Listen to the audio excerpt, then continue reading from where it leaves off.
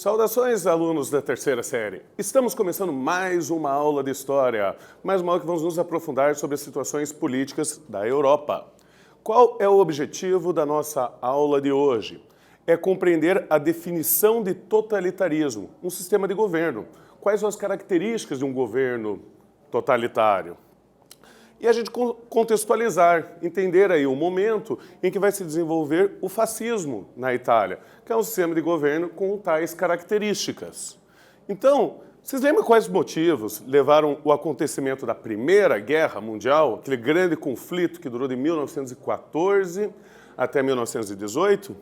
E vocês lembram quais foram as consequências dessa guerra para a Alemanha e também para a Itália? Bom, a Primeira Guerra ocorreu devido a disputas entre o imperialismo, aquela disputa por mercados na África, na Ásia, entre as várias potências industriais europeias, e o nacionalismo desses países industrializados. E a Alemanha foi responsabilizada pela guerra, sofrendo punições muito pesadas impostas pelo Tratado de Versalhes. Já a Itália, vamos lembrar que a Itália saiu como vencedora da guerra. Ela era, a princípio, aliada da Alemanha, mas ela ingressa à guerra só em 1916, no lado da França e da Inglaterra, o qual haviam prometido para ela restituições se ela auxiliasse nessa guerra. Porém, a Itália sentiu-se traída por não receber as recompensas desejadas e teve prejuízos na guerra, que a levou a uma crise econômica. A Itália saiu do conflito se considerando uma derrotada entre os vitoriosos. Isso aí pegava muito mal para o governo italiano. Tá. Então, durante o século XX, nós vamos ter a criação de um sistema de governo muito rígido, que é o chamado totalitarismo. Aqui eu tenho a imagem para vocês de vários líderes de governos totalitários, que nós já vamos caracterizar certinho como que é um sistema de governo totalitário. Tá. Você já pensou que se o poder emana do povo, o que faria o povo abrir mão do seu poder? Por que o povo não ia querer ter poder? Afinal de contas, esses sistemas aí acabavam ignorando as vontades populares. E muitos desses governos, como na Alemanha, como na Itália, por incrível que pareça, eles assumiram o poder através do voto, através da eleição. Então o povo escolheu ter uma ditadura como governo. O que faria o povo tomar uma decisão tão drástica assim? Como diz Edmund Burke, um grande historiador, aqueles que não conhecem a história estão fadados a repeti-las. Estudar a história é muito importante para a gente reconhecer os erros do passado e assim não cometer esses erros novamente. Estudar as ditaduras totalitárias nos permite entender como a opinião de todos e o livre debate de soluções nos ajuda a encontrar soluções menos drásticas para o bem da sociedade como um todo. Então, vamos aqui analisar o que era a Europa após a Primeira Guerra Mundial, então. Então você tinha uma falta de esperança somada à destruição a partir da Primeira Guerra Mundial. Aquele clima de destruição, pessoas mortas, pessoas feridas. Tá? E houve a crise de 1929, que também atingiu duramente a economia europeia. Tudo isso criou uma onda de insatisfação e de contestações populares, de que o governo não estava dando conta. Entre as elites ainda havia um temor a mais, o temor de uma revolução bolchevique, que nem aconteceu na Rússia. As pessoas estavam se inclinando para pensamentos do socialismo. Tá? Então eles tinham esse temor. E em alguns países, partidos autoritários ganharam notoriedade e tornam-se uma alternativa para conter o avanço do socialismo. Então, esses governos totalitários, eles vão ter uma relação clara com a existência das repúblicas socialistas, especialmente a União Soviética. Por quê? Porque a elite econômica do seu país tinha medo de que o povo começasse a querer uma revolução socialista. Então eles vão começar a apoiar esses partidos autoritários como uma opção para impedir a revolução socialista. Quais são as principais características aqui que podemos falar de um governo totalitário? Primeiro, é o pensamento do sentimento de grupo. O grupo é prioridade. A tua individualidade, a sua vontade individual não vale. O que vale é o sentimento de grupo, a nação, a classe, o país. Os inimigos são totalmente responsabilizados por todos os problemas que existem. Não é o governo que está errado, a culpa é do inimigo. Você sempre vai ter um conspirador, ou de fora do país ou de dentro do país, que ele é o culpado pelos erros e pelos problemas.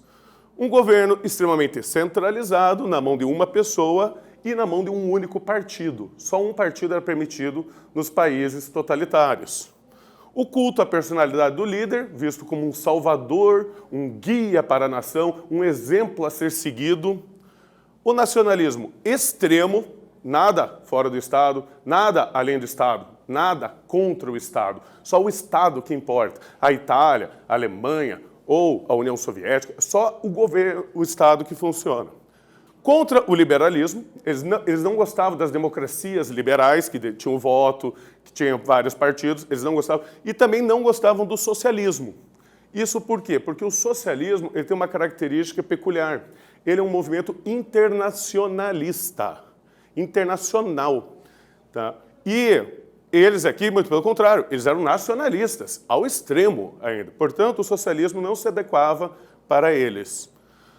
O militarismo, muito presente, organizando as pessoas de maneira militar, o próprio partido, e a promessa de que o passado foi de glória, o passado era glorioso, era bom, e que nós vamos retornar àquele momento do passado de glória. Nós temos que retornar a ele. Então, você tem essa relação com a história do país, essa relação com o passado. Conseguindo, então, compreender o que é um regime totalitário?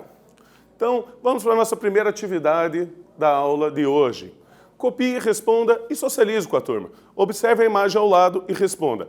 Quem são as duas personagens que aparecem nessa foto? E qual a relação vocês conseguem perceber dessa foto com o militarismo? Vocês vão ter um tempinho aí para pensar e a gente já retorna.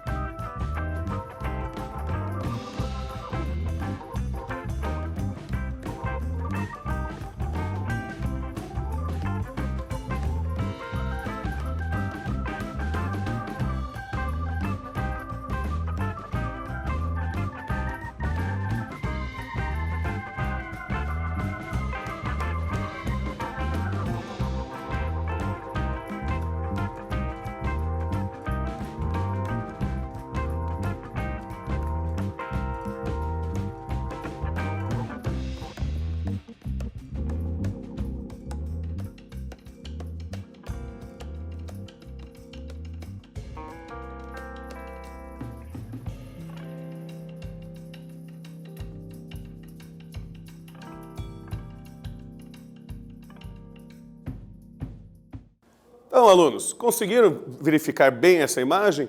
Vamos então para a nossa resposta. Lembrando que isso aqui é questão discursiva, né, gente? Então, seu texto não precisa estar exatamente igual ao meu. Aqui é uma sugestão de resposta. Quem são as duas personagens que aparecem na foto? Adolf Hitler e Benito Mussolini, o ditador da Itália fascista e o ditador da Alemanha nazista. Então, são dois líderes de regimes totalitários. Qual a relação que a gente consegue ver entre os dois com o militarismo? O militarismo é uma característica dos regimes totalitários. Na imagem, esses líderes estão vestidos com trajes militares e marchando sob o olhar de outros militares. Então, esse predomínio, pode ver a própria postura corporal deles, de liderança militar, o uso das botas muito típicas, botas e coturnos, muito típico, é da vestimenta militar.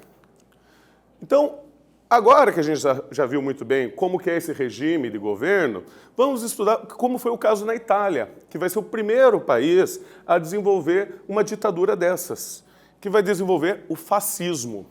A palavra fascismo vem do italiano fascio, feixe. Você também pode achar com outras pronúncias. A força da união militar, inquebrável. Uma vara só pode ser facilmente quebrada, mas várias juntas não. Então é justamente essa posição aqui, na imagem, que você tem esse machado, um símbolo de executar, de fazer as coisas, e que você tem essas varas ao redor para quê? Para dar mais força para esse machado. Assim ficaria mais difícil. A unidade de todos seria inquebrável. Então olha aquele sentimento de grupo que a gente já falou anteriormente. E o fascismo da Itália vai acontecer através das mãos desse cara aqui, que é o Benito Mussolini. Depois da Primeira Guerra, a Itália encontrava-se em profunda crise. O país não ganhou os territórios prometidos pela Tríplice Entente caso entrasse na guerra. Benito Mussolini, então, ele vai fundar em 1919 essa coisinha aqui italiana, a Face Italiane de Combattimento, que isso é o que vai dar origem ao Partido Fascista.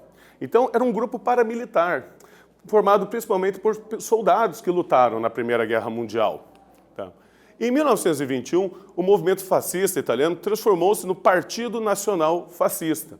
Esse partido vai ficar muito conhecido porque quando havia greves de sindicatos, greves, manifestações de grupos socialistas, eles eram pagos pelos donos de empresa para ir lá e tentar acabar com a greve, usando-se, geralmente, da violência para isso. Em 1922, o Mussolini, que era chamado pelos seus seguidores de Duce, que é uma espécie de líder, tá?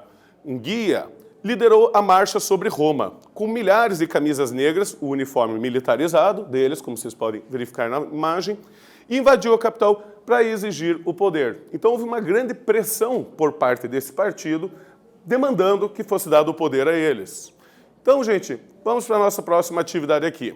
Copie e responda e socialize com a turma. Sobre o posicionamento de Mussolini em relação à democracia, complete corretamente o texto a seguir. Mussolini acreditava que a democracia era a união nacional, condenava a diversidade de partidos, o quê? E de escolha, pois seriam símbolos do país. Apenas um governo forte, com um líder forte, poderia unir o país na busca de quê? Vocês têm um tempinho aí para pensar as palavras certas e a gente já retorna.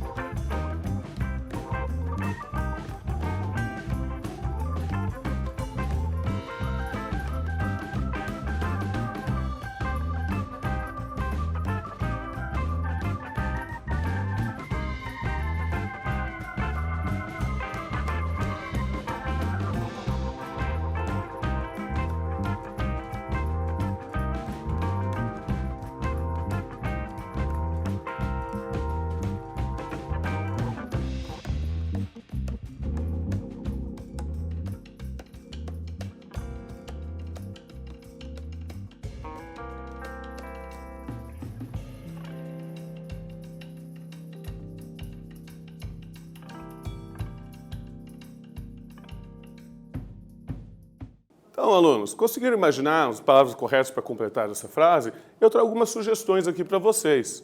Mussolini acreditava que a democracia era uma ameaça à União Nacional. Esse negócio de ter vários partidos votando, discutindo, isso não é bom, não une as pessoas. Condenava a diversidade de partidos e a diversidade de opiniões, tá? E de escolha, pois seria símbolo do atraso do país. Apenas um governo forte, com um líder forte, poderia unir o país na busca do progresso. Então era essa ideia que o progresso teria que vir da vontade de um líder. Esse líder forte queria representar a vontade da nação. Tá? E como foi então? Depois de pressionado, o rei da Itália, Vítor Emanuel III, cedeu à pressão e convidou Mussolini para ser o primeiro-ministro do país. Assumindo o poder, em 1924, os fascistas venceram as eleições parlamentares, usando vastamente da violência e da fraude eleitoral, descaradamente. Quando ele chega ao poder, então, tendo a maioria do parlamento, sendo o primeiro-ministro, ele vai implantar uma ditadura. Ele manda fechar os jornais, criou uma polícia secreta para espionar e prender os seus opositores políticos, tá? E até assassinava, e proibiu todos os partidos de oposição de existirem. A partir desse momento, só o partido fascista poderia existir. E com o parlamento totalmente recheado de pessoas do partido fascista, ficava muito fácil agora para o Duce governar com poderes autoritários. Então, se conseguiu identificar as características de um governo ditatorial, veja só, fechamento das opiniões, fechamento de jornal, perseguição política, mortes, tudo isso aí são características de um governo de violência. E, para fazer assim, eles também tinham que entregar alguma propaganda, que o Mussolini vai usar vastamente sobre o seu governo.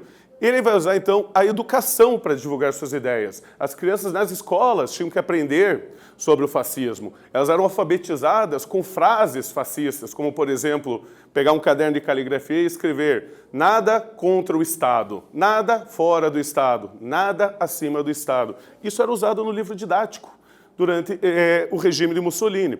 E ele também usou o rádio, também usou o cinema e até mesmo o futebol foi usado para criar uma ideia de uma grande nação que estava se desenvolvendo. Aqui nós temos a seleção italiana de 1934, parada uma partida de futebol, antes do jogo fazendo a saudação fascista, demonstrando essa união da Itália em torno do fascismo, essa união em torno do líder, certo? Então vamos aí para a nossa última atividade da aula de hoje. Leia o relato que Trotsky faz sobre o fascismo e escreva um parágrafo identificando a relação do fascismo com a burguesia. Trotsky, para quem não lembra, foi um dos líderes da Revolução Russa, que depois perdeu o poder para o Stalin. E o Stalin também fez uma ditadura totalitária na União Soviética, talvez uma das mais ferrenhas que houve no planeta Terra.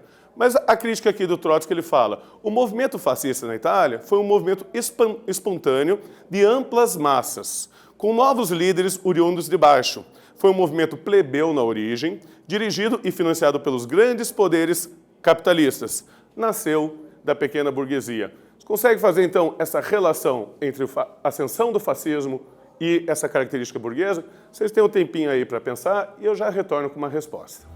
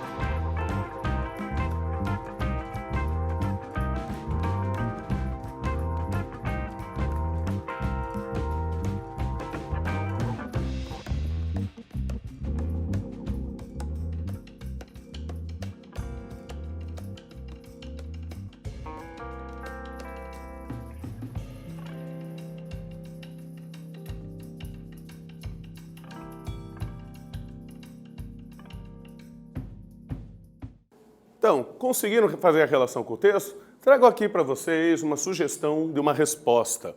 Tá. Trotsky relata em seu texto que o fascismo conseguiu alcançar o poder devido a uma aliança com empresários. Esses empresários, eles viam o fascismo como uma opção contra a ameaça do comunismo, a ameaça dos movimentos anarquistas e também a ameaça de sindicatos e de classes trabalhadoras, greves e manifestações. Então, eles vão se associar ao fascismo, acreditando até que talvez eles conseguissem controlar o fascismo, mas justamente pelo medo dos movimentos de esquerda. Então, gente, retomando aqui, o que nós vimos na nossa aula de hoje? Governos totalitários defendem a união de todos em torno das ideias do líder único, onde há um nacionalismo muito grande. Mussolini, que fundou o Partido Fascista na Itália, aproveitando-se da crise na Itália após a Primeira Guerra Mundial, conseguiu conquistar o poder. E, como o governo de Mussolini, usou a educação e os meios de comunicação para conseguir difundir e educar as suas ideias fascistas, as suas ideias de governo.